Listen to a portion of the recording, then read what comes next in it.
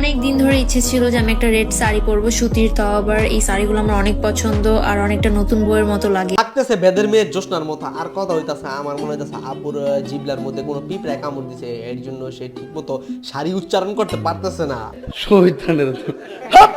বাংলাদেশে না এমন একটা ট্রেন্ড হয়ে গেছে, কেউ কিছু পড়লেই তাকে ছাপড়ি বলতে হবে, তাকে ছাপড়ি লাগুক বা না লাগুক। এই ছাপড়িকে তো ছাপড়ি বলবে, যারা নাকি শাড়ি উচ্চারণটা করতে পারে না এদের ছাপড়ি বলবে না, তাহলে কি আমাদের ছাপড়ি বলবে? ছাপড়ি কাকে বলে সেটার মানেও তারা 1 ইঞ্চিও জানে না। আর ছাপড়ির মানে আমরা জানি, ছাপড়ির মানে হইতাছে বেহায়া, বেলজ্জাহীন মেয়ে ছেলে। মাঝে দিনগুলো এত বেশি খারাপ যায়, যেমন আজকের দিনটা অনেক বেশি খারাপ গিয়েছে। সুন্দর একটা শাড়ি পরলাম, সাথে এত সুন্দর একটা মেকআপ নিলাম, বাট যখন রেস্টুরেন্টে গেলাম তারপর জানতে পারলাম যে রেস্টুরেন্টটা পার্মানেন্টের জন্য একদম অফ করে দিছে। কি এমন চারি পড়লেন যে আপনাদের এই চারি দেখার পর রেস্টুরেন্টের মালিক বাধ্য হয়ে গেল তাদের রেস্টুরেন্ট আজীবনের জন্য বন্ধ করে দিতে? আশেপাশের মানুষরা এরকম কিসের জন্য, কে কি করলো না করলো, কে কি পড়লো না পড়লো, এগুলো নিয়ে মানুষের এত কিসের মাতামাতি। একদম ঠিক বলছেন আপনি, একদম সবকিছু খুইলা টুইলাও নাচেন, তাতে কোনো সমস্যা নাই, পোলাপাইন দেখা মজা পাইবো।